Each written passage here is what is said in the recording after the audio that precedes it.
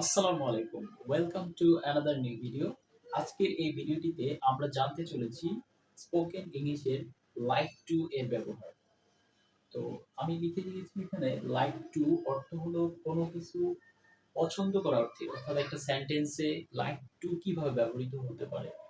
যেমন এখানে আমি কতগুলো বাক্য লিখে নিয়েছি। আমি ফুটবল খেলতে পছন্দ করি, রাফি সাঁতার করতে পছন্দ করে, তারা ফল খেতে পছন্দ করে, রাজিন গল্প বলতে পছন্দ করে। তো এখানে এই পছন্দ করি, পছন্দ করে, পছন্দ করে, পছন্দ করে, এটার ইংরেজি হলো লাইক টু। ঠিক আছে? তো এই লাইক টু কিভাবে ব্যবহৃত হয় সেন্টেন্সে, এটাই এই ভিডিওতে আমরা জানতে পারবো। এখানে আমি চারটি বাক্য লিখে নিয়েছি। প্রথমটি হলো আমি ফুটবল খেলতে পছন্দ করি, দ্বিতীয়টি হলো রাফি সাঁতার করতে পছন্দ করে, তৃতীয়টি হলো তারা ফল খেতে পছন্দ করে, এন্ড লাস্ট সেন্টেন্স হলো রাজি গল্প বলতে পছন্দ করে। চলো শুরু করি এই বাক্যগুলো কিভাবে ট্রান্সলেট করে। প্রথমটা হলো আমি ফুটবল খেলতে পছন্দ করি। এটা ট্রান্সলেট করলে এরকম হয়, আই, যে কোনো সেন্টেন্সের শুরুতে একটি সাবজেক্ট প্রয়োজন পড়ে। এই জন্য এই বাক্যের সাবজেক্ট হিসেবে এখানে রয়েছে আমি, আর আমি ইংরেজি হলো আই। এরপরে আমরা ভার্ব নিয়ে আসবো। এই লাইক টু এখানে ভার্ব হিসেবে ব্যবহৃত হবে। I like to play football. I like to play football. আমি ফুটবল খেলতে পছন্দ করি। এরপরে রাফি সাঁতার করতে পছন্দ করে। কি হবে? Rafi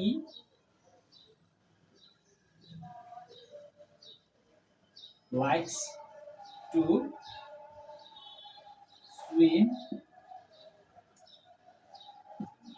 Rafi likes to swim. তারা ফল খেতে পছন্দ করে। তারার ইংরেজি কি? They. They like to eat fruits. They like to eat fruits. Rajin গল্প বলতে পছন্দ করে। Rajin likes to tell story. তো শিক্ষার্থী বন্ধুরা, এখানে কিন্তু আমরা মোটামুটি লাইক টু এর ব্যবহার শিখে গেলাম। তোমরা একটা বিষয় লক্ষ্য করো, এখানে লাইক টু বসছে, এখানে লাইকস টু বসছে। দুটোর মধ্যে পার্থক্য কোথায়? দুইটার মধ্যে পার্থক্য হলো এই যে পার্সন বা সাবজেক্টের ক্ষেত্রে পার্থক্য রয়েছে। কারণ হলো আমি বা আই, এটা হচ্ছে এখানে ফার্স্ট পার্সন, এই জন্য লাইক টু সরাসরি বসছে। আর রাফি থাকার কারণে এখানে লাইকস টু ব্যবহৃত হয়েছে, কারণ এটা থার্ড পার্সন সিঙ্গুলার নাম্বার। ওকে, তাহলে আমরা মোটামুটি শিখে ফেললাম যে লাইক টু অর্থাৎ কোনো কিছু পছন্দ করা অর্থে একটি সেন্টেন্সে ব্যবহৃত হচ্ছে।